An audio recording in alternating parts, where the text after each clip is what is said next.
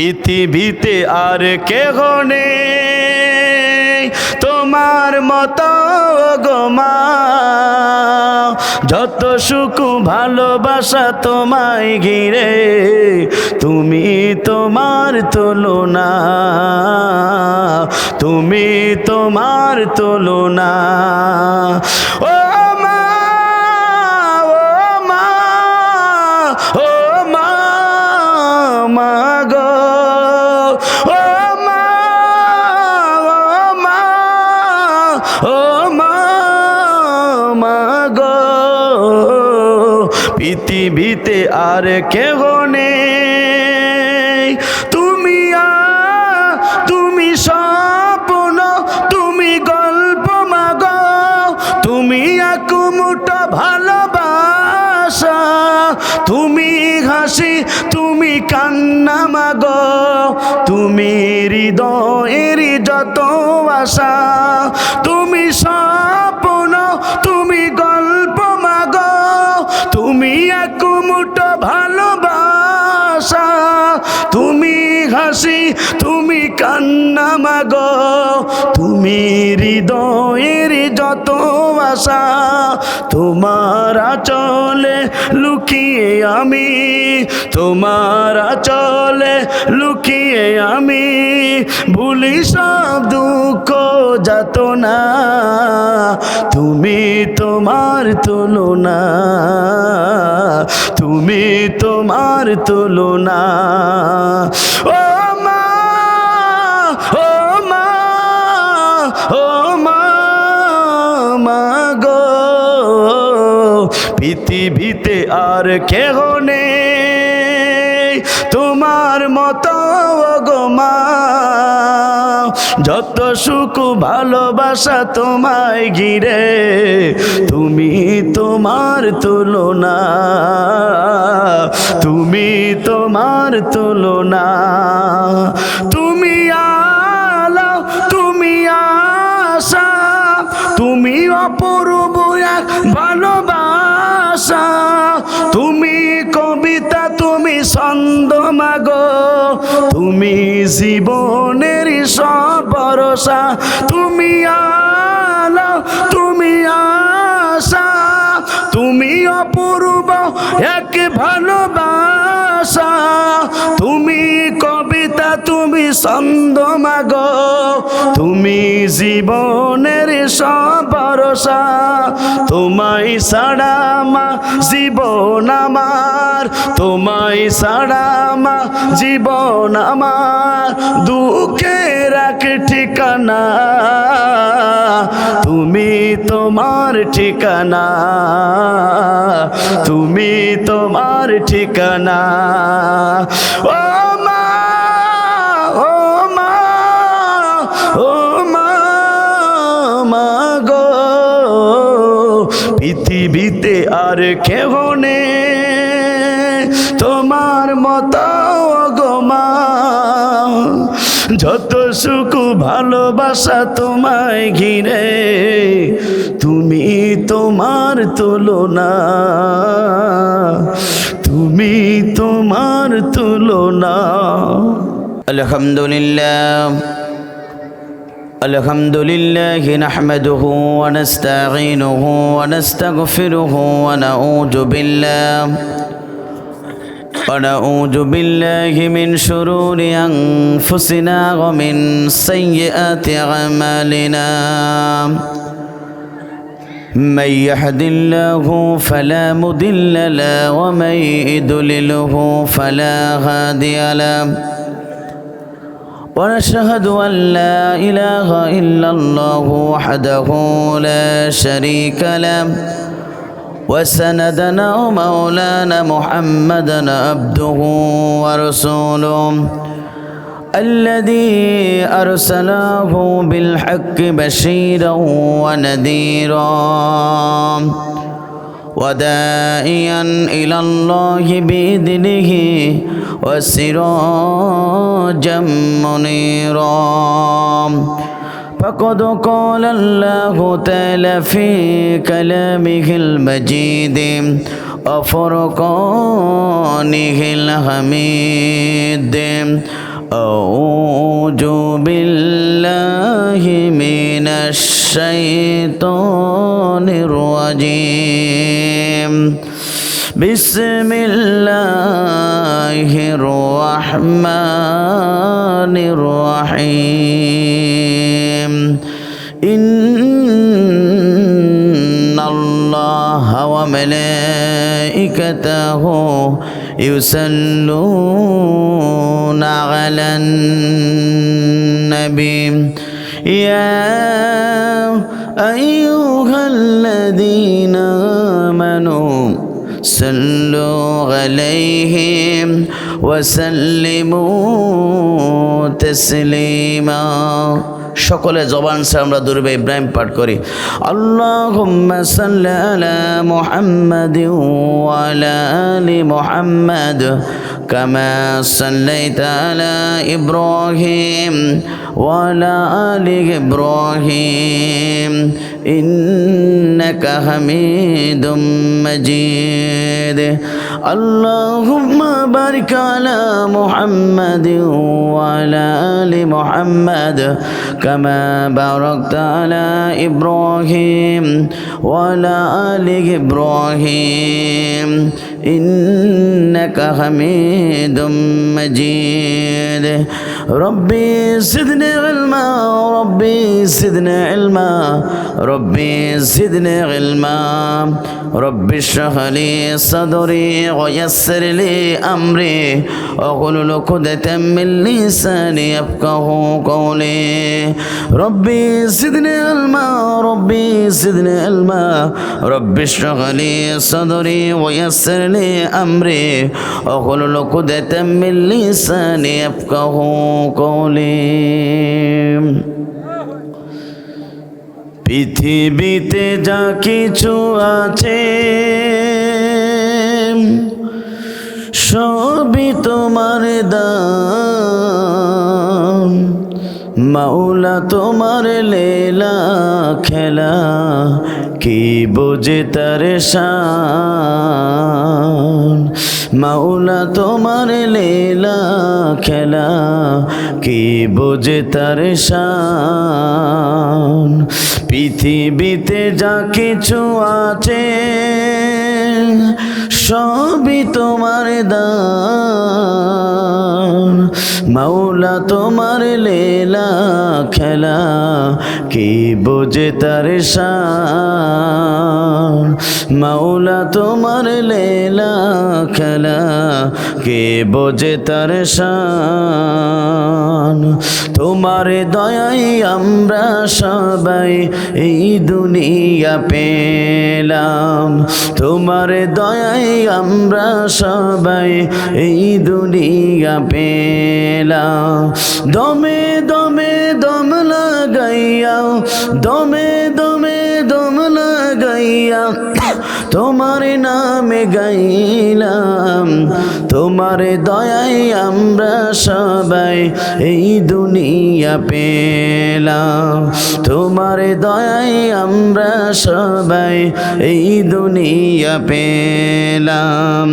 তোমার সৃষ্টি দেখলে মনে হয় এক রশিতে বান্দা যেদিকে যাই শুনি শুধু হু আল্লাহ হু আল্লাহ তোমার সৃষ্টি দেখলে মনে হয় এক রশিতে বান্দা যেদিকে যাই শুনি শুধু হু আল্লাহ হু আল্লাহ সেই প্রভুর কাছে আমার সেই প্রভুর কাছে আমার প্যান্টটা সুপে দিলাম তোমার দয়ায় আমরা সবাই এই দুনিয়া পেলাম তোমার দয়ায় আমরা সবাই এই দুনিয়া পেলাম দমে দমে দম লাগাইয়া দমে দমে দম লাগাইয়া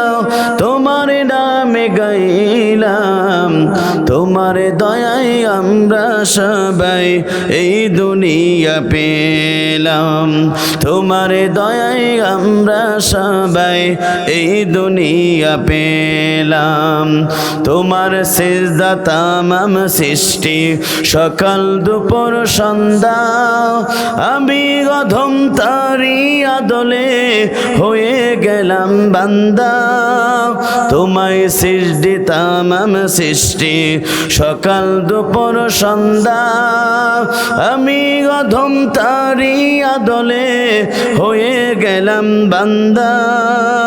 হৃদয় মাঝে আমরা পাব, হৃদয় মাঝে আমরা পাব তোমার পরশাইলাম, তোমার দয়ায় আমরা সবাই এই দুনিয়া পেলাম, তোমার দয়ায় আমরা সবাই এই দুনিয়া পেলাম। দমে দমে দম লাগাইয়া, দমে দমে দম লাগাইয়া তোমার নামে গাইলাম, তোমার দয়ায় আমরা সবাই এই দুনিয়া পেলাম, তোমার দয়ায় আমরা সবাই এই দুনিয়া পেলাম। চিৎকার করে বলেন মারহাবা। ইরজির করে লা ইলাহা, সবগুলো বন্ধ করো, শুধু মাইকটা চালাও, সব বন্ধ। ও লা ইলাহা সুবহানাল্লাহ আলহামদুলিল্লাহ, লা ইলাহা সুবহানাল্লাহ আলহামদুলিল্লাহ, লা ইলাহা।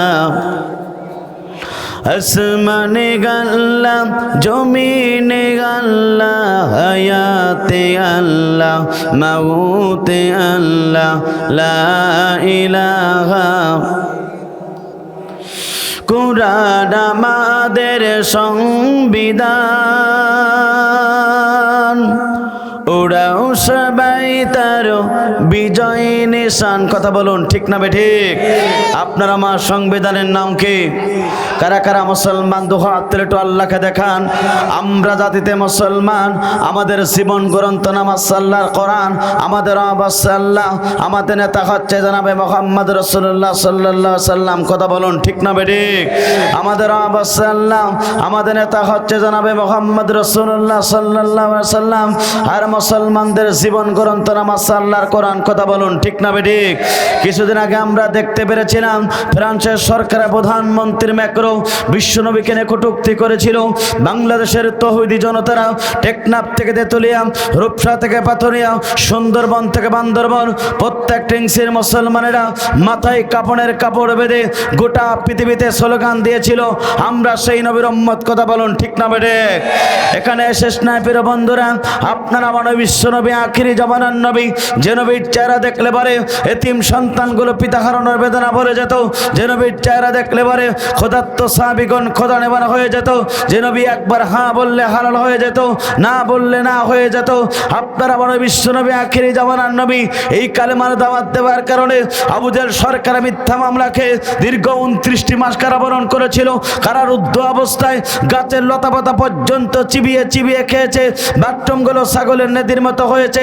তারপরও আপনারা আমার বিশ্বনবী আখিরি জামানার নবী কালেমার দাওয়াত থেকে 1 ইঞ্চি সরে দাঁড়ায় নাই। আমরা সেই নবীর উম্মত। কথা বলুন ঠিক না বেঠিক? এখানে শেষ নয় প্রিয় বন্ধুরা, এই কালেমার দাওয়াত দেবার কারণে ওই টাইপের দুষ্ট যুবকেরা আল্লাহ রসুলকে টার্গেট করে বৃষ্টির মতন পাথর মেরেছিল, অর্থাৎ পাথরাঘাত প্রাপ্ত হয়ে বিশ্বনবী তাইফের ময়দানে 3টি বার যেন বেহুশ হয়ে গিয়েছিল।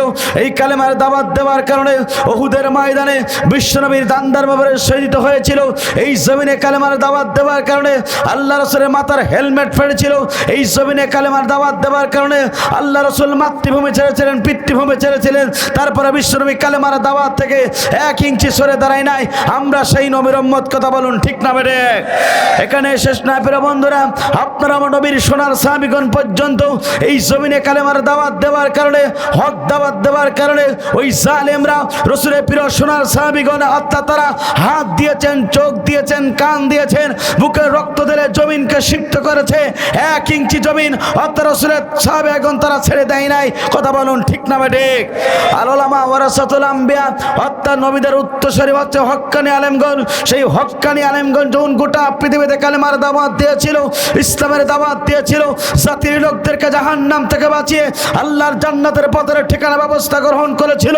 যুগে যুগে জালেমরা আলেমদেরকে মিথ্যা মামলা দিয়েছে, যুগে যুগে জালেমরা আলেমদেরকে অন্ধ প্রকার জীবন যাপন করিয়েছে, যুগে যুগে জালেমরা আলেমদেরকে পিঠির মাছ থেকে ফাঁসি রশি দিয়ে আলেমদেরকে বিদায় গ্রহণ করানো হয়েছে। একজন হক্কানি আলেম বাতিলের কাছে মাথা নত করি নাই, কথা বলুন ঠিক না বেঠে? আফসোস লাগে, দুঃখ লাগে প্রিয় বন্ধুরা, লক্ষ্য করুন, যিনি গোটা পৃথিবীতে 50টা বছর ধরে কোরআনের তাফসীর করেছিল, কাবা ঘরে 3 দিনের থেকে পড়ার সুযোগ পেয়েছিল, 2 রাকাত নামাজ পড়ার সুযোগ পেয়েছিল, যার কণ্ঠে কোরআনের তাফসীর শুনে হাজার হাজার বেধর্মীরা কালেমা পড়ে মুসলমান হয়ে গিয়েছিল, যার তাফসীর শোনার জন্য আজ গোটা পৃথিবীর মুরব্বীরা যায় নামাজে বসে বসে কাঁদে, যার কোরআনের তাফসীর শোনার জন্য এখনো পর্যন্ত এই বাংলার অসংখ্য মুসলমানেরা যায় নামাজে বসে বসে কাঁদে, যার জন্য এই বাংলাদেশের অসংখ্য তরুণ যুবকেরা বুকের রক্ত ঢেলে জমিনকে সুক্ত করেছে। কোরআনের পাখি আল্লামা সাঈদী পর্যন্ত এই কালেমার দাওয়াত দেওয়ার কারণে জালিমের জুলুমের শিকার হয়ে 13টা বছর ধরে মিথ্যা মামলা খেয়ে অন্ধ প্রকার জীবন যাপন করেছে। বাতিলের কারে 1 সেকেন্ডের জন্য মাথা নত করি নাই।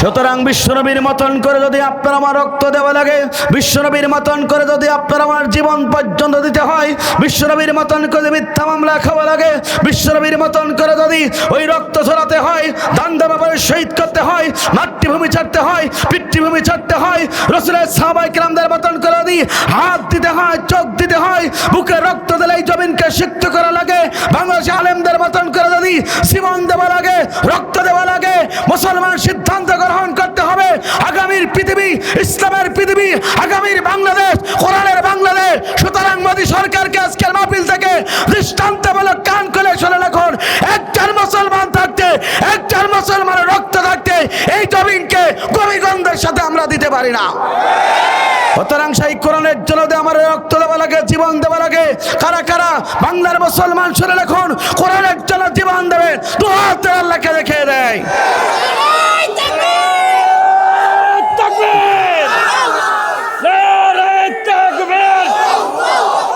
আল কোরআনের আলো সংসদে জালো, আমার নেতা তোমার নেতা, লিল্লাহি তাকবীর।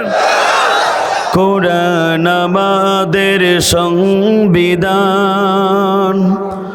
ওরাও সবাই তার বিজয় নিশান, নেতা আমাদের রাসূলুল্লাহ, লা ইলাহা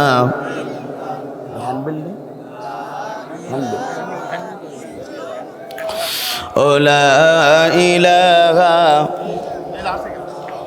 ও লা ইলাহা লা ইলাহা ইল্লাল্লাহু মুহাম্মাদুর রাসূলুল্লাহ সাল্লাল্লাহু আলাইহি ওয়াসাল্লাম। আলহামদুলিল্লাহ, বাংলাদেশের দক্ষিণ পশ্চিম অঞ্চলের বাংলাদেশের ঐতিহ্যবাহী জেলা, ইসলামী আন্দোলনের উর্বর পটভূমি, চুয়াডাঙ্গা জেলার সদর থানার ঐতিহ্যবাহী সরাবাড়িয়া পৌরপাড়া যুব সমাজের উদ্যোগে আয়োজিত আজকের এই 10ম বার্ষিক তাফসীরুল কোরআন মাহফিলের মজ্জাজ মুহতারাম সাহেবে সদর, সম্মানিত সভাপতি, খানার কাবার সম্মানিত মেহমান জনাব হাজী মোহাম্মদ সিরাজুল ইসলাম, আতানুল্লাহ ফি হায়াতি আমরা দোয়া করি সম্মানিত সভাপতির জন্য গোটা জীবনটা ইসলামের জন্য কোরআনের জন্য কবুল করুক। চিৎকার করে বলুন আল্লাহুম্মা আমিন। আজকের এই তাফসীর কোরআন মাহফিলের সম্মানিত প্রধান অতিথি আপনাদের এলাকার কৃতি সন্তান, প্রশাসন ডিপার্টমেন্টের অন্যতম ব্যক্তিত্ব ছিলেন সাবেক এডিশনাল এসপি, যিনি ইতিমধ্যেই খানার কাবার মেহমান হয়েছেন, জনাব হাজি মোহাম্মদ আব্দুল হামিদ সাহেব। আতানুল্লাহ ফি হায়াতে আমরা দোয়া করি আল্লাহ পাক তার গোলামকে ইসলামের জন্য কোরআনের জন্য কবুল করুক। চিৎকার করে বলুন আল্লাহুম্মা আমিন। আজকের তাফসীর মাহফিলে অসংখ্য আমন্ত্রিত মেহমান বিন্দু আছেন, যে মেহমান বিন্দুকে এই কোরআনের তাফসীর মাহফিলে পোস্টারে নাম দিয়েছেন। আল্লাহ রাব্বুল আমিন সমস্ত মেহমানদেরকে এই জমিনে কোরআনের জন্য, ইসলামের জন্য, ইসলামের বাংলাদেশের জন্য কবুল করুক। চিৎকার করে বলুন আল্লাহুম্মা আমিন। আলোচনা করে আপনাদেরকে ধন্য করেছেন এই জনপদের কৃতি সন্তান হযরত মাওলানা হাফেজ আব্দুল মান্নান হেলালি সাহেব, আমার অত্যন্ত কাছের ভাই, খতিব ইমাম, সরাবাড়িয়া পুরোপাড়া জামে মসজিদ। আতানুল্লাহ ফি হায়াতে আমরা দোয়া করি আল্লাহ পাক তার গোলামকে গোটা বাংলাদেশের ইঞ্চি জমিনে কোরআনের কথা বলার জন্য কবুল করুক। চিৎকার করে বলুন আল্লাহুম্মা আমিন। আজকের এই তাফসীর কোরআন মাহফিলের আরেকজন মেহমান হাফেজে কোরআন মাওলানা আব্দুর রাজ্জাক সাহেব, খতিব ইমাম, সরাবাড়িয়া পুরোপাড়া জামে মসজিদ। আতানুল্লাহ ফি হায়াতে আমরা দোয়া করি আল্লাহ পাক তাকেও ইসলামের জন্য কোরআনের জন্য কবুল করুক। চিৎকার করে বলুন আল্লাহুম্মা আমিন। আজকের এই তাফসীর কোরআন মাহফিলের সম্মানিত প্রধান বক্তা, আন্তর্জাতিক খ্যাতিসম্পন্ন মুফাসসিরে কোরআন, বিশ্ব কোরআনের গবেষক এবং লেখক, মিডিয়া ব্যক্তিত্ব, গোটা বাংলাদেশের বক্তৃতা জগতে উজ্জ্বল জ্যোতিষ্ক, সাতক্ষীরার কৃতি সন্তান, বাতিলের আতঙ্ক, আমার অত্যন্ত শ্রদ্ধেয় ব্যক্তিত্ব, বাংলাদেশ জাতীয় মুফাসসির পরিষদের কেন্দ্রীয় কমিটির সম্মানিত সুনামধন্য সভাপতি মুহাদ্দিস আমিরুল ইসলাম বেলালী। আতানুল্লাহ ফি হায়াতে আমরা দোয়া করি আল্লাহ পাক সম্মানিত প্রধান মেহমানকে সুস্থ রেখে জাতির ক্লান্তিক অবস্থায় যেন কোরআন এবং হাদিস থেকে জ্ঞান গর্ব আলোচনা করতে পারেন, সেই তৌফিক দান করুক। চিৎকার করে বলুন আল্লাহুম্মা আমিন। স্টেজে বসত হযরত উলামায়ে কেরাম, বিশিষ্ট ব্যক্তিবর্গ, বিভিন্ন এলাকা থেকে স্কুল, কলেজ, ইউনিভার্সিটির শিক্ষার্থীবৃন্দ, বিভিন্ন এলাকা থেকে সম্মানিত শিক্ষক মণ্ডলী, বিভিন্ন এলাকার ইমাম এবং খতিব সাহেবগণ, সর্বোপরি কোরআন প্রেমিক, ইসলাম প্রেমিক ব্যক্তিগুলা, সকলকে জানাচ্ছি হৃদয় নিংড়ানো আন্তরিক সালাম। আসসালামু আলাইকুম ওয়া রাহমাতুল্লাহি ওয়া বারাকাতুহু। সে মহান রবের দরবারে দিল খোলা শুকর আদায় করি, যিনি আপনাকে আমাকে রাতের ঘুমকে হারাম করে মহাগ্রন্থ আল কোরআনুল কারিমে আলোচনা শোনার জন্য যে মনিব আপনাকে আমাকে কবুল করেছেন, মায়া করে দয়া করে হাজার হাজার ভিড় থেকে মানুষের মাঝ থেকে বাছাইকৃত করে যে মনিব আপনাকে আমাকে কবুল করেছেন, পৃথিবীর সবচেয়ে দামি স্থান, দামি জায়গা, দামি মজলিস, যেখানে বসলে পরে বান্দা আল্লাহর সবচেয়ে আহাল হয়ে যায়, যেখানে বসলে পরে বান্দার সবচেয়ে আল্লাহ নিকটবর্তী হয়ে যায়, যেখানে বসলে আল্লাহ রাব্বুল আমিন বান্দার তামাম জীবনের গুনাহ খাতা মাফ করে, যেখানে বসলে যতটুকু সময় আল্লাহর কোরআনের জন্য ব্যয় করব এতটুকু সময়ের হিসাব আল্লাহ রাব্বুল আমিন আপনার আমার কাছ থেকে নেবেন না। সারাদিন কর্মব্যস্ততায় জীবনটাকে দুবা মারিয়ে রাতের ঘুমকে হারাম করে যে মনিব দরবির ইলাহি থেকে আপনার আমার জন্য কনস্টিটিউশন সংবিধান দিয়েছেন, সেই কোরআন আলোচনা শোনার জন্য ধুলির ধরা একটি জায়গা বসার সুযোগ দান করেছেন, হৃদয়ের সবটুকু আবেগ অনুভূতি দিয়ে সে মহান রবের দরবারে দিল খোলা শুকর আদায় করি। চিৎকার করে বলুন আলহামদুলিল্লাহ। আরো জোরে বলেন আলহামদুলিল্লাহ। রব্বানা লাকাল হামদ হামদান কাসীরান তয়্যিবান মুবারাকান ফিহে। প্রশংসা করলাম কার? আরো জোরে বলেন কার? সুস্থ থাকলে বান্দা প্রশংসা করবে কার? অসুস্থ থাকলে বান্দা প্রশংসা করবে কার? সব সময় বান্দা আল্লাহর প্রশংসা করার দরকার আছে না নাই? বান্দা আল্লাহর প্রশংসা করলে দুনিয়ার সমস্ত বিপদ থেকে বান্দাকে হেফাজত করবেন তিনি কে? জোরে বলেন তিনি কে? দুরূদ এবং সালাম যাপন করে বিশ্বমানবতার একমাত্র দিশারি, বিশ্বমান রাজনীতিবিদ, আপনার আমার নবী নবীদের সর্দার, যে নবী গোটা পৃথিবীতে মানুষের তৈরি করে আইনের গোলামি না করে কেবলমাত্র শুধুমাত্র একমাত্র এই কালিমার দাওয়াত দেওয়ার কারণে নির্যাতিত হয়েছে, নিষ্পেষিত হয়েছে, নিগৃহীত হয়েছেন। এই কালিমার কালেমার দাওয়াত দেওয়ার কারণে আল্লাহ রসুলের শরীর থেকে রক্ত বের হয়েছে, এই কালেমার দাওয়াত দেওয়ার কারণে আল্লাহ রসুলের অর্থাৎ তাইফের রক্তাক্ত হয়েছে, এই কালেমার দাওয়াত দেওয়ার কারণে উহুদের ময়দানে দান্দার মাবরে শহীদ করতে হয়েছে, এই কালেমার দাওয়াত দেওয়ার কারণে জুলুম নির্যাতনের শিকার হয়েছে আপনার আমার নবী। তারপরে বিশ্বনবী কালেমার দাওয়াত থেকে 1 ইঞ্চি সরে দাঁড়ায় নাই। আজকের এই তাফসীর মাহফিল থেকে সে নবীর প্রতি দুরূদ আর সালাম শোয়েব আলী সাল্লাল্লাহু আলাইহি ওয়াসাল্লাম। মাগফিরাত কামনা করি সেসব ভাইদের জন্য যারা তাদের জীবনটা ইসলামের জন্য দিয়েছেন, কোরআনের জন্য দিয়ে গোটা পৃথিবীতে যাদের নামগুলো স্বর্ণাক্ষরে লেখা হয়েছে, জান্নাতের সর্বশ্রেষ্ঠদের মর্যাদান করুক। চিৎকার করে বলুন আল্লাহুম্মা আমিন। প্রিয় উপস্থিতি, আমরা এই কোরআনের ময়দানে আসতে পেরে খুশি না বেজার? জোরে বলেন খুশি না বেজার? কারা কারা কোরআনের ময়দানে আসতে পেরে খুশি? দুহাত তুলে একটু আল্লাহকে দেখান। লিল্লাহে তাকবীর, লিল্লাহে তাকবীর। আল কোরআনের আলো দুনিয়ার মুসলিম, কোরআন হাদিস শিখানে, আলেম ওলামা যেখানে, ইসকন আছে যেখানে, ইসকন আছে যেখানে, লিল্লাহে তাকবীর। আমার বন্ধুরা, সংক্ষিপ্ত পরিসরে আপনাদের সম্মুখে আলোচনা করতে চাই। প্রিয় উপস্থিতি, আমরা এমন একটা সময় কোরআনের মঞ্চে, কোরআনের ময়দানে বসেছি, যে সময়টা 2024 সালে নতুনভাবে বাংলাদেশ স্বাধীন হলো, যাদের রক্তের বিনিময়ে অর্জিত স্বাধীনতা আমরা পেলাম। আজকের এই বাংলাদেশকে নিয়ে গোটা পৃথিবীর ইহুদি নাস্তিকরা মুসলমানদের নিধন করার জন্য তারা ষড়যন্ত্র লিপ্ত হয়েছে। কথা বলুন ঠিক না বেঠিক? 2024 সালের নতুন স্বাধীনতা নিয়ে আজকে ইসকনরা বাংলাদেশের মুসলমানদেরকে ইমানের শিকড় কাটার জন্য চেষ্টা করছে। কথা বলুন ঠিক না বেঠিক? কথা আজকে বলতে হবে, কোরআনের কথা শুনতে হবে। এখন আমরা দল বুঝি না, মত বুঝি না, বিএনপি বুঝি না, জামাত ইসলাম বুঝি না, আমরা একটা চরমনায় বুঝি না, হেফাজত বুঝি না। এখন থেকে ঐক্যবদ্ধ হতে হবে, আল্লাহর কোরআনের পক্ষে থাকতে হবে। মুসলমানেরা যদি ঐক্যবদ্ধভাবে এই জমিনে যদি বেধর্মীর বিরুদ্ধে যদি লড়াই না করতে পারি, এই স্বাধীনতা আমাদের মাঝ থেকে হারিয়ে যাবে। কথা বলুন ঠিক না বেঠিক?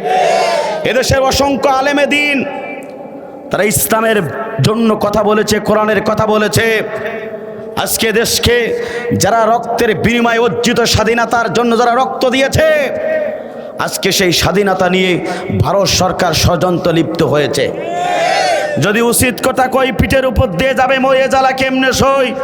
কিন্তু প্রিয় চুয়াডাঙ্গাবাসী, সরাবাড়িয়াবাসী, আপনাদেরকে নিয়ে বলতে চাই, এই জমিন আল্লাহর, আসমান আল্লাহর, রিজিকের মালিক আল্লাহ, হায়াতের মালিক আল্লাহ। সিদ্ধান্ত গ্রহণ করতে হবে, 1 সেকেন্ড বাঁচবো, 1 ঘন্টা বাঁচবো, 500 বছর বাঁচবো, আল্লাহর কোরআনের পক্ষে থাকবো। বাতিল শক্তির কাছে মুসলমান মাথা নত করতে পারে না। এদেশের আলেমারা যখন কোরআনের পক্ষে কথা বলেছিল, এক একজন আলেমকে স্বৈরাচাররা পৃথিবীর মাঝ থেকে বিদায় গ্রহণ করিয়েছে। এসকরা সে সময় আলেমদের পক্ষে ছিল না। ভারত সরকার সে সময় এদেশের মুসলমানের পক্ষে ছিল না। কিন্তু আজকে আমরা দেখতে পেরেছি, একজন অন্য ধর্মের মানুষ তিনি যখন বাংলাদেশকে নিয়ে ষড়যন্ত্র লিপ্ত হয়েছিল, শুধু তাই না, ষড়যন্ত্র করে তিনি ক্ষান্ত হয়ে যায় নাই। তার অনুসারীরা আজকে নির্মমভাবে অ্যাডভোকেট সাইফুল ইসলাম আলিফ ভাইকে চট্টগ্রামের বুকে আদালত চত্বরে এদেশের কোটি কোটি মুসলমানের সম্মুখে যখন একজন মুসলমানকে, একজন ইসলামী আন্দোলনের কর্মীকে প্রকাশ্যে হত্যা করে, সেই হত্যাকারীর দৃষ্টান্তমূলক শাস্তির দাবি যখন মুসলমানরা ঐক্যবদ্ধ মিছিল করেছিল, আজকে সেই মুসলমানদেরকে দুনিয়ার মাঝ থেকে নিয়ে ষড়যন্ত্র লিপ্ত হয়েছে। আজকে ইসকনেরা তারা আজকে বাংলাদেশকে নাস্তিকতা দেশ বানাতে চায়। 12টি বছর ধরে তারা ষড়যন্ত্র লিপ্ত হয়েছিল বাংলাদেশকে হিন্দুস্তান বানানোর জন্য, বেধর্মী রাষ্ট্র বানানোর জন্য। কিন্তু আল্লাহ রাব্বুল আমিন এদেশের তাইজ্জুদ করা ব্যক্তি, আলেম ওলামা, হাফেজের দেশ, কোরআনের দেশ বাংলাদেশের প্রত্যেকটা মুসলমান সজাগ থাকার কারণে তারা দখল করতে পারে নাই। তাদের একজন ব্যক্তি অন্যায়ভাবে এদেশ নিয়ে ষড়যন্ত্র লিপ্ত হওয়ার কারণে বাংলাদেশের প্রশাসন বাহিনী যখন তাকে গ্রেপ্তার করলো, তার জন্য মায়া কান্না শুরু হয়ে গেছে। কথা বলুন ঠিক না বেঠিক? আমার বন্ধুরা, এই জন্য কান করে গোটা পৃথিবীর মুসলমানদেরকে আজকে গোটা পৃথিবীর ইহুদি নাস্তিকদেরকে আজকে চ্যানেলের মাধ্যমে জানাতে চাই, এদেশে একজন মুসলমান থাকতে এদেশের মুসলমান 1 ইঞ্চি জমি নাস্তিক দোকানবাজির কাছে তারা জমিন ছেড়ে দেবে না। একজন হাফেজ থাকতে, একজন হাজী সাহেব থাকতে, কোরআন প্রেমিক থাকতে এদেশের মুসলমানেরা হিন্দুস্তানের কাছে তারা বর্গা মাথা দেবে না। কথা বলুন ঠিক না বেঠিক? তরুণ যুবকদেরকে এগিয়ে আসতে হবে। রসুলের ভবিষ্যৎবাণী, রসুল বলেছিলেন শেষ জামানায় ভবিষ্যৎবাণী রসুল বলেছিলেন যে গাজওয়ায়ে হিন্দের একটা যুদ্ধ হবে, সেই যুদ্ধ হবে মুসলমান এবং ইহুদিদের, মুসলমান এবং হিন্দুত্ববাদীদের বিরুদ্ধে। সেই যুদ্ধে মুসলমান, অসংখ্য মুসলমান তারা দুনিয়ার মাঝে বিদায় গ্রহণ করবে, কিন্তু সেই মুসলমানদেরকে বিজয় দান করাবেন তিনি কে? জোরে বলেন তিনি কে? সুতরাং আল্লামা সাঈদী বলেছিল ওই ভারতের নরেন্দ্র মোদী যদি এই বাংলাদেশের মুসলমানদের দিকে যদি নজর দেয় তাহলে এই ভারত সরকার তারা টুকরা টুকরা হয়ে যাবে। আল্লামা সাঈদী আজকে কবর আছে, লক্ষ আল্লামা সাঈদীর অনুসারী এই বাংলাদেশে কোরআনের পক্ষে কথা বলছে। সুতরাং ইহুদি নাস্তিকদের দলেরা তোমরা কান করে শুনে রাখো, আল্লামা সাঈদী যে কথা বলেছিল মুসলমানদের নিয়ে, বাংলাদেশকে নিয়ে ষড়যন্ত্র লিপ্ত হয়ে যাও, তোমাদের দেশ খান খান হয়ে যাবে, টুকরা টুকরা হয়ে যাবে। মুসলমানদের গাজওয়ায়ে হিন্দের যুদ্ধে মুসলমানদের বিজয় হবে। সেই যুদ্ধের ময়দানে কারা কারা অংশগ্রহণ করবেন দু হাত আল্লাহকে দেখিয়ে দেন। লিল্লাহে তাকবীর, লিল্লাহে তাকবীর। আল কোরআনের আলো, দুনিয়ার মুসলিম। হাত নামান। প্রিয় বন্ধুরা, 3 বারের প্রধানমন্ত্রী বেগম খালেদা জিয়া অসুস্থ অবস্থায় ছিলেন। কয়েকটি বার তিনি মৃত্যুর সন্ধিক্ষণে ছিলেন, চিকিৎসার জন্য বলেছিলেন, কিন্তু জালেম স্বৈরাচাররা তাকে হত্যার মুখে ঠেলে দিয়েছিল। শুধু তাই না প্রিয় বন্ধুরা, আল্লামা সাঈদী অসুস্থ হয়েছিলেন, সে অসুস্থ তার পর্যন্ত তাকে চিকিৎসা দেওয়া হয় নাই। অন্তর তারা চেয়েছিল বাংলাদেশের বড় বড় নেতাদেরকে, বিপ্লবী নেতাদেরকে দুনিয়ার মাঝ থেকে বিদায় গ্রহণ করে একত্র আত্মার রাজত্ব কায়েম করতে চেয়েছিল। সমস্ত ষড়যন্ত্র থেকে মুসলমানদেরকে, আমার বন্ধুরা, এই মুসলমানদের দেশকে রক্ষা করেছেন তিনি কে? এই জন্যে আগামীর বাংলাদেশ হবে কোরআনের বাংলাদেশ, আগামীর পৃথিবী হবে কোরআনের পৃথিবী। এই জন্যে ঐক্যবদ্ধভাবে কোরআনের পক্ষে থাকার দরকার আছে না নাই? আমার বন্ধুরা, আসলে বলতে চাই আজকের মাহফিলে পুরুষেরা আসে কম, মহিলারা আসে বেশি। আমার মা বোনদের প্যান্ডেলে অসংখ্য জায়গা ছিল, তারপরে পরিপূর্ণ হয়ে গেছে। মা বোনদেরকে লক্ষ্য করে বলতে চাই, আপনি আপনার বোনদেরকে বসার জন্য একটু এগিয়ে বসুন, আর পিছনের বোনদেরকে বসার জন্য সুযোগ করে দেন। প্রিয় উপস্থিতির সময় আমার সংক্ষিপ্ত, এলোপাতাড়ি না কথা বলে আমি আমার গুরুত্বপূর্ণ আলোচনা করতে চাই। আমি আল্লাহর সবচেয়ে হাসরের ময়দানে আল্লাহর নিকটতম হওয়ার দরকার আছে না নাই? আপনি দুনিয়াতে এমপি হলেন, মন্ত্রী হলেন, আলেম হলেন, হাফেজ হলেন, কিন্তু আপনি আল্লাহর প্রিয় হতে পারলেন না। কিয়ামতের ময়দানে আপনার মতন ব্যর্থ জীবন দুনিয়াতে আর কেউ হতে পারে না। আজকে আমার বিষয় হলো হাসরের ময়দানে কোন কোন ব্যক্তিকে আল্লাহ পাক সবচেয়ে ভালোবাসবেন এবং তিনি রহমত দিয়ে তাদেরকে জান্নাতে ঢোকাবেন, জানার দরকার আছে না নাই? আমরা সকলেই জান্নাত প্রত্যাশী, জাহান্নাম থেকে বাঁচতে চাই। কথা বলুন ঠিক না বেঠিক? আমার বন্ধুরা, তাহলে লক্ষ্য করুন, আমি কোরআনের ময়দানে এসেছি, আমি কোরআনের ময়দানে কোরআন শোনার জন্য এসেছি। সেই মহান রব কোরআনুল কারীমের ভিতরে ঘোষণা করলেন, বান্দা শুনে রাখো, হাজার হাজার ভিড় থেকে বাঁচাই খেতে করে যারা এই কোরআনের ময়দানে আসলো কোরআন শোনার জন্য, ওই কোরআন শোনা ব্যক্তির জীবনে কোরআন শোনার কারণে 2টা বড় বড় উপকার হবে। একবার জোরে জোরে বলুন আল্লাহু আকবার।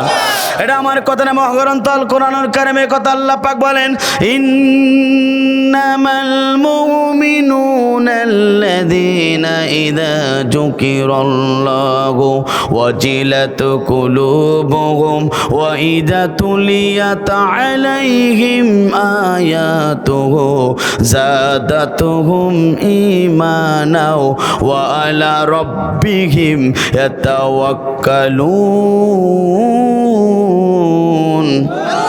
আল্লাহ পাক বলেন মুমিন তো তারা হাজার হাজার মানুষের ভিড় থেকে বাছাই কথা করে যে রব্বুল আমিন কোরআনের মঞ্চে যাদেরকে আল্লাহ রব্বুল আমিন কবুল করেছেন মহান রবের সবচেয়ে নৈকট্য হাসিল করার জন্য, আল্লাহর প্রিয় মাহবুব বান্দা হওয়ার জন্য, আল্লাহর প্রিয় গোলাম হওয়ার জন্য, আল্লাহর পরিবার আকবার।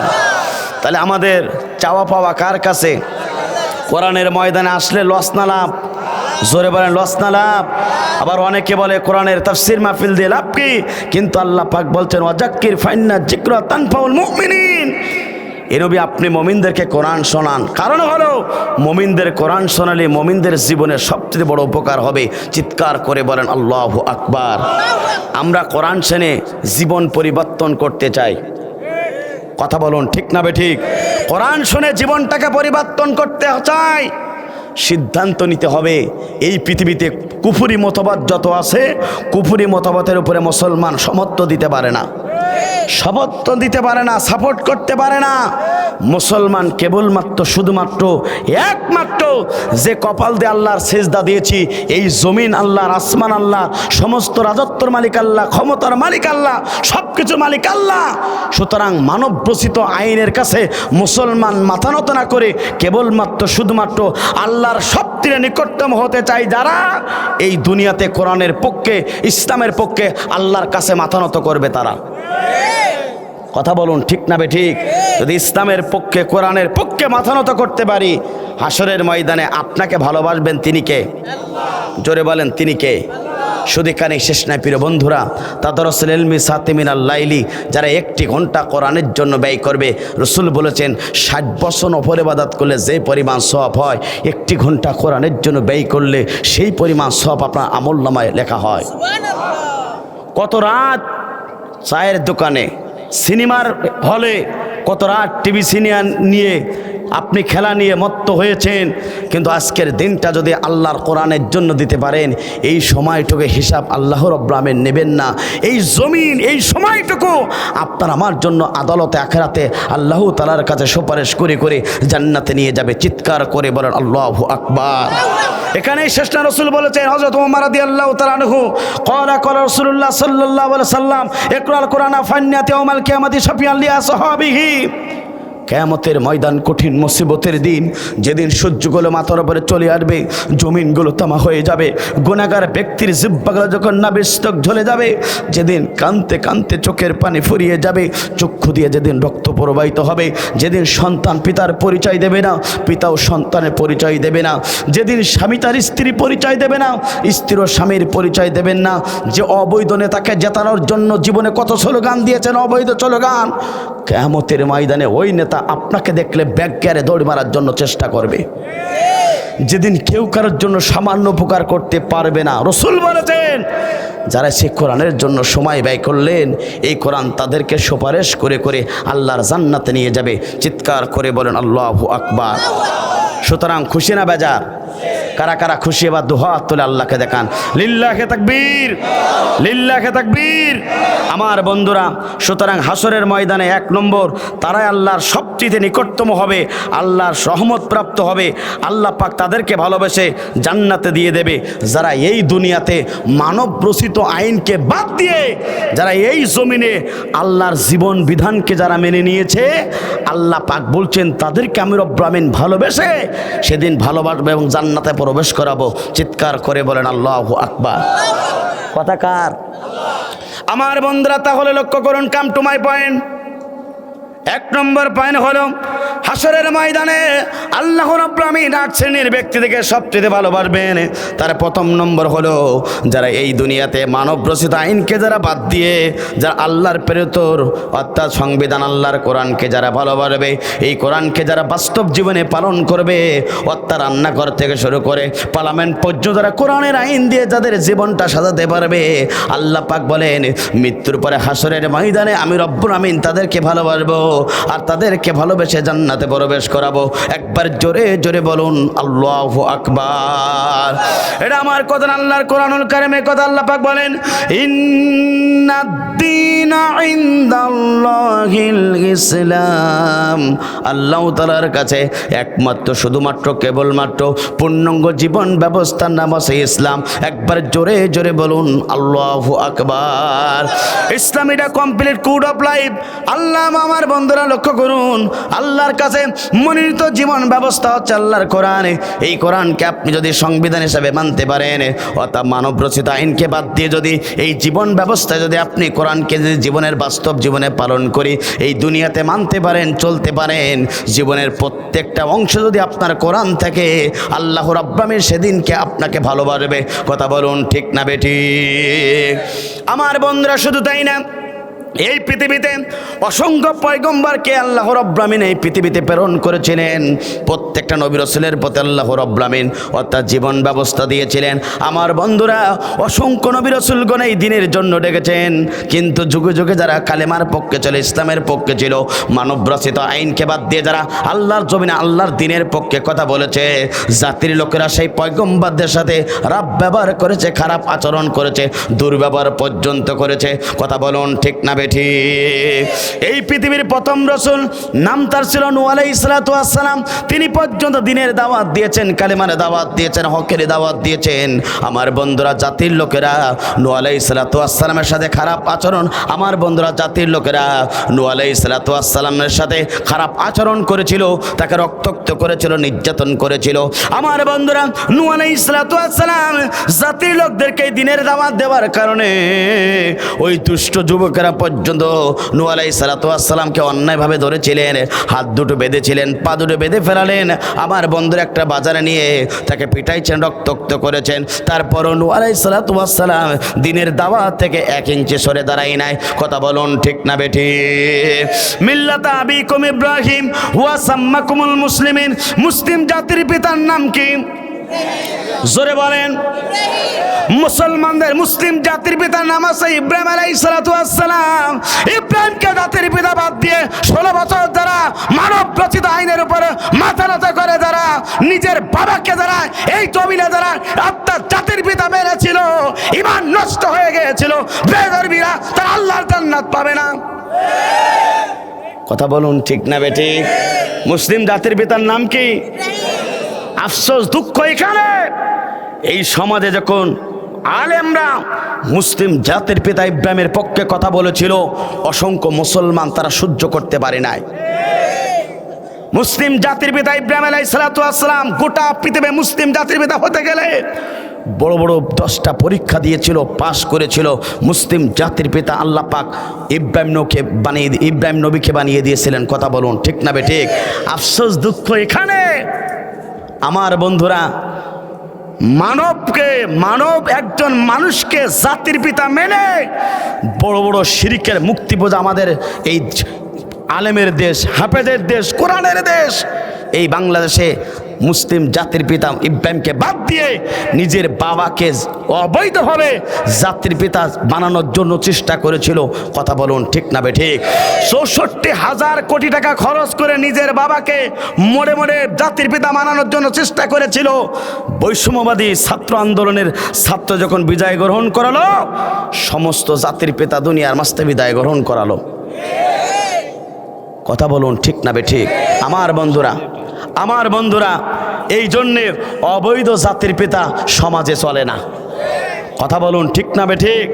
ডক্টর ইউনূসের কাছে সাংবাদিকরা জিজ্ঞাসা করলেন যে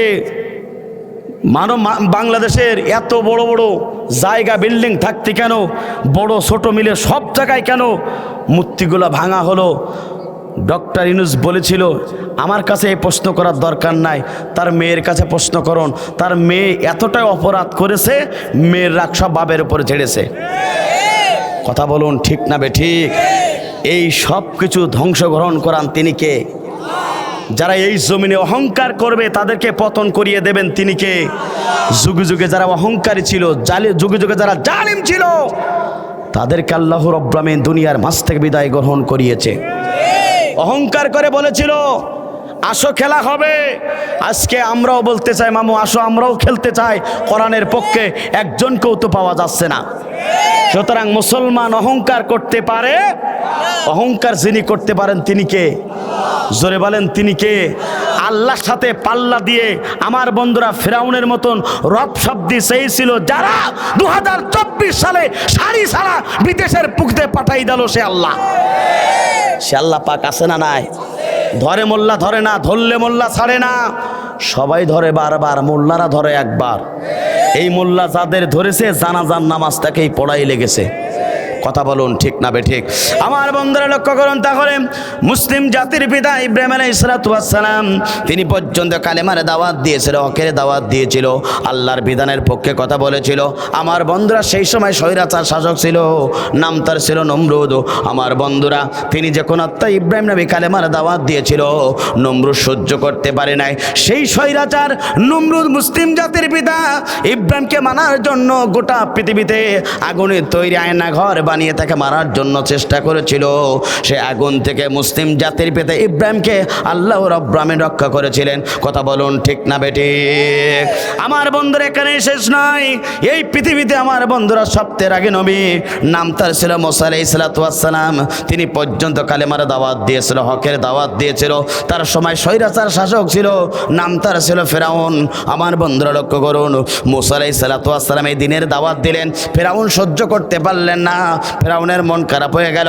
ফেরাউন তিনি অত্যাচার নির্যাতন শুরু হয়ে গিয়েছিল মুসার উপরে, লোকদের উপরে। মুসাকে মারার জন্য তিনি খেপেছিলেন। আমার বন্ধুরা একদিন আল্লাহ রাব্বুল আলামিনের হুকুমে মুসাকে আল্লাহ রাব্বুল আলামিন বলেন, মুসা যাও যাও যাও, তোমার সময় ওই ফেরাউনের দরবারে যাও দিনের দাওয়াত নিয়ে। সঙ্গে সঙ্গে মুসা আলাইহিস সালাম আল্লাহর কাছে বললেন, আল্লাহ আমি তো একা যেতে পারবো না, আমার ভাই হারুন আলাইহিস সালাম আমার কাছ দিয়ে পাঠিয়ে দেন। হারুন এবং মুসা আলাইহিস সালাম ওই রাজবারে ফেরাউনের রাজ দরবারে চলে গেলেন দিনের দাওয়াত দেওয়ার জন্য। ফেরাউন একটা চেয়ারে বসেছিলেন। সঙ্গে সঙ্গে ফেরাউনের সমস্ত বাহিনীরা বলেছিল, শোনেন শোনেন, আপনি এই যে মুসা আলাইহিস সালাম আসছে, আপনি হুকুম দেন দুনিয়ার মাঝ থেকে তাকে বিদায় গ্রহণ করিয়ে দে। মুসা বললেন, তোমরা দাঁড়াও, আমি নিজে হাত দিয়ে মুসাকে হত্যা করতে চাই। সঙ্গে সঙ্গে প্রশাসন বাহিনী যখন এই কথা বললেন, সম্মুখে যখন ফেরাউন এই কথা বললেন, তার অনুসারীরা বললেন, কেন আপনি মুসাকে হত্যা করতে চান জানতে চাই। সঙ্গে সঙ্গে আমার বন্ধুরা ফেরাউন বলছিল, ইন্নী আখাফু, আমার ভয় হয়, আমার টেনশন হয়, মুসার আল্লাহর জীবন ব্যবস্থা যে এই দেশে যদি বাস্তবায়ন হয়ে যায়, আমি ফেরাউন অবৈধ সিয়ার 1 সেকেন্ডের জন্য থাকবে না। কথা বলুন ঠিক না বেঠিক? আমার বন্ধুরা আজ গোটা পৃথিবীতে দেখলো 16টি বছর ধরে সেই ফেরাউনের কায়দায় যারাই ছিল, মনের ভিতরে তারা টেনশন ছিল। তারা সমস্ত বাহিনীকে জিম্মি করে বলেছিল, আমাদের সমস্ত সবকিছু আমরা আছি, সব ক্ষমতার মালিক আমরা, আমাদের সমাজে কেউ আমাদের সম্মুখে কথা বলতে পারবে না। যেই কোনো এক জায়গায় লিল্লাহে তাকবীর স্লোগান দিয়েছিল, মনের ভিতরে ভয় হয়, না জানি মুহাম্মাদের জীবন ব্যবস্থা এই সমাজে বাস্তবায়ন হয়ে গেলে 1 সেকেন্ড টেকতে পারবো না। কথা বলুন ঠিক না বেঠিক? আমার বন্ধুরা সঙ্গে সঙ্গে ফেরাউন মুসাকে মারার জন্য পেছন দিকে তাবড় দিল। নীল নদের প্রান্তে চলে গেল মুসা আলাইহিস সালাম। সামনে ছিল নদী, পিছনে ছিল ফেরাউনের বাহিনী। মুসা কয়, আল্লাহ পিছনে আছে ফেরাউনের বাহিনী, সামনে আছে নদী, আমি এখন কি করি? সঙ্গে সঙ্গে আল্লাহ রাব্বুল আলামিন মুসাকে বললেন, মুসা তুমি তোমার হাতের লাঠি দ্বারা একটা আঘাত করো পানিতে। একটা আঘাত হয়ে গেল, 12টি রাস্তা নির্মাণ হয়ে গেল। 12টি রাস্তা দিয়ে মুসা আলাইহিস সালাম সহ তার অনুসারীদেরকে নিয়ে তিনি নিরাপদ স্থানে চলে গেলেন। একবার জোরে জোরে বলুন আল্লাহু আকবার।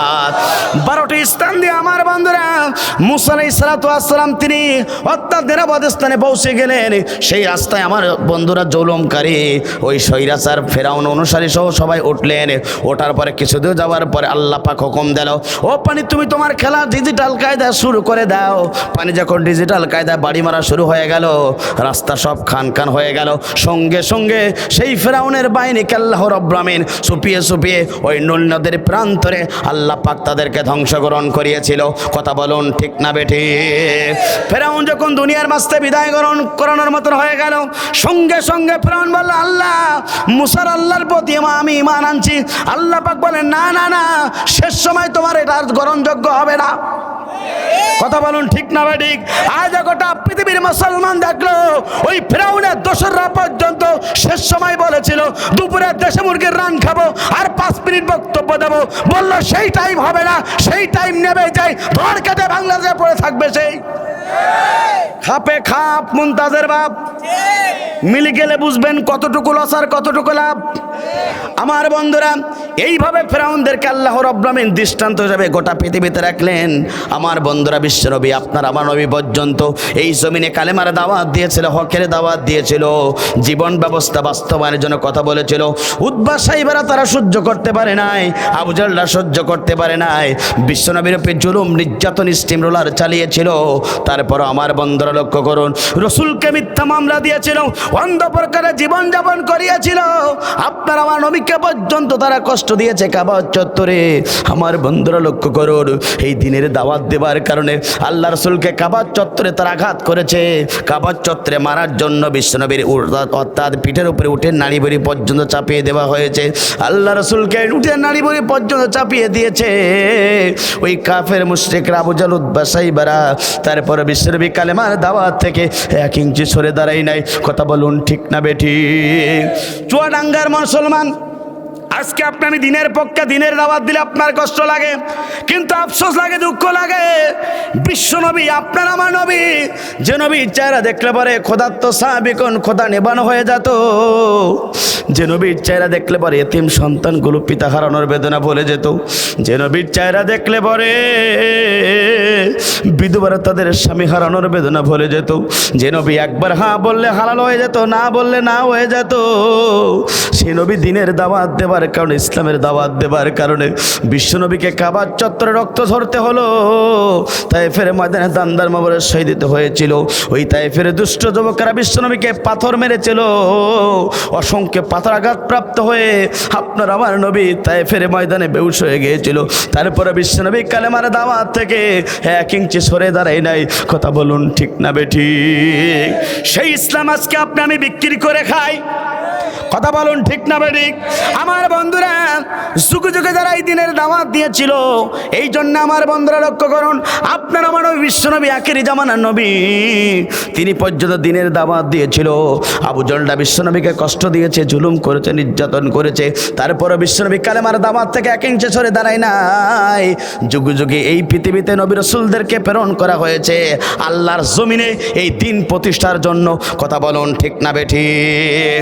এটা আমার কথা না, মহাগ্রন্থ আল কোরআনুল কারীমের কথা। আল্লাহ পাক বলেন, হুয়াল্লাযী আরসালা রাসূলা বিল হুদা ওয়া দীনিল হক লিইয়ুযহিরাহু আলাদ-দীনি কুল্লিহি ওয়া লাহু কারিহাল মুশরিকুন।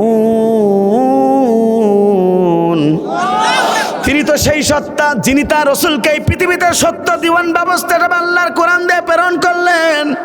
হে নবী, শোনো শোনো শোনো, তুমি তোমার উপরে এই সত্য দিন সহকারে তোমাকে প্রেরণ করলাম এই পৃথিবীতে। আমার বন্ধুরা লক্ষ্য করুন, সত্য জীবন ব্যবস্থা হিসাবে আল্লাহ রসুলকে এই পৃথিবীতে প্রেরণ করলেন এবং সাথে দিলেন সত্য জীবন ব্যবস্থা আল্লাহর কোরআন।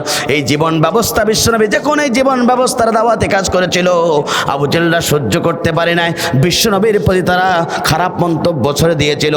তারপর আল্লাহ পাক রসুলকে বলছেন, হে রাসূল, তোমার টেনশন করা লাগবে না, কাফেররা যদি অপছন্দ করে তোমার যায় আসে না, তুমি এই জমিন আল্লাহর, আসমান আল্লাহর, জমিনের মালিক আল্লাহ, আসমানের মালিক আল্লাহ, এই জমিনে তুমি সঠিক দিনের দাওয়াত দেবে। একবার জোরে জোরে বলুন আল্লাহু আকবার।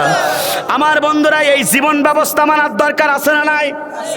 আমার বন্ধুরা, তাহলে বলুন তো, সমস্ত ক্ষমতার মালিককে? আন্নাল কুওয়াতা লিল্লাহি জামিয়া, সমস্ত শক্তির মালিক আল্লাহ। তাবারাকাল্লাযী বিয়াদিহিল মুলক ওয়া হুয়া আলা কুল্লি শাইইন কাদির, সমস্ত রাজত্বের মালিককে? সবকিছুর মালিক আল্লাহ। সুতরাং মুসলমানদেরকে একটা কথা বলতে চাই, সমস্ত ক্ষমতার মালিককে। কিন্তু অসংখ্য মুসলমান আছে বলে সমস্ত ক্ষমতার মালিক জনগণ। যারা সমস্ত ক্ষমতার মালিক জনগণ বিশ্বাস করে, খোদার কসম তাদের ঈমান থাকে না, ওরা মুসলমানের নামে বেঈমান হয়ে যায়। আর কোনো বেঈমান আল্লাহর জান্নাত পাবে না, হাসরের ময়দানে আল্লাহ রহমত প্রাপ্ত বান্দা হবে না, জান্নাত পাবে না, মৃত্যুর পরে জাহান্নামে যাবে। কথা বলুন ঠিক না বেঠিক? এই জন্য সমস্ত ক্ষমতার মালিককে। এই জন্য বিশ্বাস করতে হবে মুসলমান মানব রচিত আইন মেনে মুসলমান আল্লাহ জান্নাত পেতে পারে না। আল্লাহ তৈরি করা জীবন ব্যবস্থা মেনে এই মুসলমান আল্লাহর জান্নাত প্রাপ্ত হয়ে যাবে। কথা বলুন ঠিক না বেঠিক? যদি এই জীবন ব্যবস্থা না মানেন, দুনিয়াও ক্ষতি আখিরাতেও ক্ষতি। কথাকার আল্লাহ পাক সেটাও কোরআনুল কারীমের ভিতরে ঘোষণা করলেন, ওয়া মাইয়াবতাগি গায়রাল ইসলামি দীনান ফালাই ইকবালা মিনহু ওয়া হুয়া ফিল আখিরাতি মিনাল খাসিরিন। আল্লাহ পাক বলেন, যারা আল্লাহ পাক যা বিধান দিয়েছেন, যে জীবন ব্যবস্থা দিয়েছেন সেটার নাম কোরআন, যারা এই জীবন ব্যবস্থা দিয়ে দুনিয়াতে শান্তি আনতে চায় না, মুক্তি পেতে চায় না, বরঞ্চ মানব রচিত আইনের ইসলাম মেনে যারা এই দুনিয়াতে শান্তি তালাশ করে, সুখ তালাশ করে, আল্লাহ পাক বলে তারা শান্তিও পাবে না, মুক্তিও পাবে না, বরঞ্চ তারা দুনিয়াতেও ক্ষতিগ্রস্ত হবে, আখিরাতেও ক্ষতিগ্রস্ত হবে। ওরা দুনিয়াতেও লাঞ্ছিত হবে, আখিরাতেও জাহান্নামে যাবে। কথা বলুন ঠিক না বেঠিক? কথা কার? তাহলে এই দুনিয়াতে কার জীবন ব্যবস্থা মানা দরকার? হাত তোলেন এবার আল্লাহর। কার জীবন ব্যবস্থা মানবেন? আগামীতে কার তৈরি করা জীবন ব্যবস্থা মানবেন? হাত নামান। মুসলমান আল্লাহর জীবন ব্যবস্থা ছাড়া মানব রচিত আইন মুসলমান মানতে পারে না। মুসলমান শরীর এখন স্পষ্ট ভাষায় মানব রচিত আইন দিয়ে গোটা বাংলাদেশে 1 ইঞ্চি শান্তি আনতে পারবেন না। একটু উদাহরণ দিলে আপনারা বুঝতে পারবেন। কথা বলুন ঠিক না বেঠিক? আমার বন্ধুরা, এক এলাকায় একটা দোকানদার বড় একটা দোকানদারের মালিক। এখন একার পক্ষে তিনি দোকান চালানো অসম্ভব। এখন তিনি একটা দোকানদারে কর্মচারী রেখেছে, নাম তার ইসলাম। নাম কি? ইসলাম। 13,000 14,000 টাকা তার প্রতি মাসে বেতন। তিনি দোকানের সমস্ত সব কিছু দেখাশোনা করেন, মালিক চেয়ারে পেশে বসে থাকেন। আমার বন্ধুরা, ওই ইসলাম খুব দেখতে শুনতে সুন্দর। হঠাৎ করে ওই দোকানদারের একটা মেয়ে ছিল, নাম তার শান্তি। নাম কি? শান্তি। শান্তি ইসলামকে পছন্দ করেছে, ইসলামের চেহারা ছবি ভালো। হঠাৎ করে একদিন শান্তি ইসলামকে বলছে, শোনো, আমি তোমার সাথে প্রেম নিবেদন করতে চাই, আমি তোমাকে ভালোবাসি, আমি তোমাকে পছন্দ করি, তোমাকে আমি বিবাহ করতে চাই। ইসলাম পড়ে গেল টেনশনে। ইসলাম বলে, শান্তি শোনো, আমি তোমার বাবার কর্মচারী, আমি যদি তোমার সাথে প্রেম নিবেদন করি তোমার বাবার সাথে আমি বেঈমানি করা হবে, সুতরাং তোমার বাবার সাথে আমি বেঈমানি করতে চাই না। গরিব পরিবারের সন্তান, একটা চাকরি যদি জানতে পারে ক্যান্সেল হবে। শান্তি বলে, শোনো ইসলাম, তুমি যদি আমার সাথে প্রেম নিবেদন না করো তাহলে আমি আত্মহত্যা করব, চিঠিতে লিখে দিয়ে যাব, ইসলামের কারণে আমি মৃত্যুবরণ করেছি, সুতরাং সব দোষ তোমার হবে। কথা বলুন ঠিক না বেঠিক? এখন ইসলাম পড়ে গেল টেনশনে। ইসলাম করে এখন উপায় কি? কিছুদিন পরে শান্তিকে বলছে, ঠিক আছে, আমি তোমার কথা মেনে নিলাম, এখন আমি কিভাবে তোমাকে বিবাহ করব? এখন শান্তি সব কিছু এবার বলছে ইসলামকে, শোনো, তোমাকে নিয়ে আমি এলাকা ছেড়ে চলে যাব, আর বাবার বাড়ি কোনোদিন থাকতে চাই না। এখন ইসলাম এইভাবে কিছুদিন চলে যাওয়ার পরে হঠাৎ করে এই সব কিছু সংবাদ চলে গেল দোকানদারের কাছে। দোকানদার টেনশনে পড়ে গেল, আমার কর্মচারী আমার সাথে বেঈমানি করে আমার সুন্দরী মেয়ের সাথে রিলেশন করেছে, আমি তো এলাকায় মুখ দেখাতে পারবো না। সন্ধ্যা হয়ে যখন দোকানদার শেষ করে বাড়িতে আসে, সকালবেলা ঘুম থেকে ওঠার সময় ইসলামকে বলে, ইসলাম তাড়াতাড়ি দোকানে আসো। ইসলাম চিন্তা করেছে আজকে সব শেষ। ইসলাম তাড়াতাড়ি দোকানে চলে গেল। দোকানদার সেই দোকানের পিছনে ছিল বড় একটা মেহগুনি গাছ। ইসলামকে ডেকেছে মেহগুনি গাছের পাশে। ইসলামকে এবার বাধা হলো মেহগুনি গাছের সাথে। বাধার পরে মেহগুনির সেই গাছ নিয়ে একার মাথা থেকে পা পর্যন্ত পিটাতে পিটাতে রক্তাক্ত করে ফেলালো। আর ইসলামকে বলা হলো, ইসলাম, তুমি আমার মেয়ের সাথে প্রেম করেছো, আমার সাথে বেঈমানি করেছো, স্বার্থপর, তোমার চাকরি ক্যান্সেল। তোমাকে বললাম 2 ঘন্টার ভিতরে তুমি আমার এলাকা ছেড়ে দেবে, তোমার সব কিছু ক্যান্সেল হলো। ইসলাম যখন দোকানদারকে ওপেন চ্যালেঞ্জ করে বলে, আপনি আমাকে 2 ঘন্টা চ্যালেঞ্জ দিচ্ছেন চাকরি শেষ করে আমাকে চলে যেতে হবে, আমিও আপনাকে 3 ঘন্টা চ্যালেঞ্জ করলাম, যার কারণে, যে শান্তির কারণে আমার চাকরি ক্যান্সেল, পিটাইছেন, রক্তাক্ত করেছেন, আপনি আপনার শান্তিকে 3 ঘন্টা বাড়িতে রাখতে পারবেন না। দুইজনকে চ্যালেঞ্জ ছড়ে দিল। ইসলামকে পিটাই রক্তাক্ত করে চলে গেল, মনে করেন চুয়াডাঙ্গা বাস স্ট্যান্ডে। যাওয়ার পরে শান্তিকে বলে, শান্তি আসো কোথায়? কসে আসো তো বাড়িতে। কসে তাড়াতাড়ি তুমি যদি আমাকে চাও তাড়াতাড়ি তুমি চলে আসো চুয়াডাঙ্গা বাস স্ট্যান্ডে। তাড়াতাড়ি শান্তি বই খাতা যা সব বাদ দিয়ে একটা ছোট ব্যাগ নিয়ে চলে গেল চুয়াডাঙ্গা বাস স্ট্যান্ডে। এখন শান্তি আর ইসলাম দুইটা টিকিট কেটে একবার চলে যাচ্ছে ঢাকাতে। সন্ধ্যা হয়ে গেল, দোকানদার সমস্ত সব কিছু শেষ করার পরে বাড়িতে চলে আসলো। আসার পরে দেখে যেখানে বই থাকার কথা সেখানে বই আছে, যেখানে জামা থাকার কথা সেখানে জামা আছে, যেখানে যা থাকার কথা সব কিছু আছে। বাড়িতে আর শান্তিকে খুঁজে পাওয়া যায় না। দোকানদার সবাই এলাকার লোকের সবাইকে বলে, তোমরা কি আমার শান্তিকে দেখেছো? তোমরা কি আমার শান্তির খোঁজ বলতে পারো? এলাকার লোক বলে, দোকানদার তোমার শান্তিকে খোঁজার আগে বলো তোমার ইসলাম শেষ কর্মচারী কোথায়? কছে আমার ইসলাম আমার সাথে বেঈমানি করেছে, আমার স্বামী আমার মেয়ে ইসলাম শান্তির সাথে প্রেম নিবেদন করেছে, আমি জেনেছি, যার পরে আমার সেই কর্মচারী ইসলামকে পিটাইছি, রক্তাক্ত করেছি, এলাকা ছাড়া করেছি। কসে দোকানদার তোমার মাথার ভিতরে কে ফোকা ঢুকেছে? যে এলাকায় ইসলাম থাকে না ওই এলাকায় শান্তি থাকার প্রশ্নই আসে না। কথা বলুন ঠিক না বেড়ে? দোকানদার তোমার মাথায় কি পোকা ঢুকেছে? যে এলাকায় ইসলাম থাকে না সে এলাকায় শান্তি থাকে না। আমার মুসলমান, চুয়াডাঙ্গার মুসলমান, আজকে সরাবাড়িয়ার মুসলমান, আপনাদেরকে বলতে চাই, এই জমিনে যারা ইসলামের পক্ষে ছিল, কোরআনের পক্ষে ছিল, হকের পক্ষে ছিল, তাদেরকে অন্যায়ভাবে ফাঁসি দিয়ে বিস্ফোরক করে দুনিয়ার কাছ থেকে বিদায় গ্রহণ করেছে। অশান্তিময় পৃথিবীকে যদি শান্তি আনতে চান, আল্লাহর বিধান ছাড়া শান্তি আসবে না, আসবে না, আসবে না। শান্তি যদি পেতে চান এই জমিনে কোরআনের সমাজ দরকার। এই সমাজটাকে কোরআন দিয়ে সাজাতে হবে। সুতরাং আপনাদেরকে বলতে চাই, আল্লাহর জমিনে যদি এই কোরআনের জন্য ডাক আসে, ইসলামের পক্ষে যদি ডাক আসে, আপনাকে আল্লাহর জমিনে ইসলামের পক্ষে থাকতে চান কারা কারা? দুই হাত তারা আল্লাহকে দেখিয়ে দেন তারা তারা। লিল্লাহে তাকবীর, লিল্লাহে তাকবীর। আল কোরআনের আলো দুনিয়ার মুসলিম, কোরআন হাদিস শিখানে, আলেম ওলামা শিখানে, তাফসীর মাহফিল শিখানে। লিল্লাহে তাকবীর। হাত নামান প্রিয় বন্ধুরা। সুতরাং যারা জীবন ব্যবস্থা ইসলাম থাকবে তাদেরকে ভালোবাসবেন তিনি কে? হাসরের ময়দানে তারা আল্লাহর নৈকট্য হাসিল করে জান্নাত প্রত্যাশী জান্নাত পেয়ে যাবে।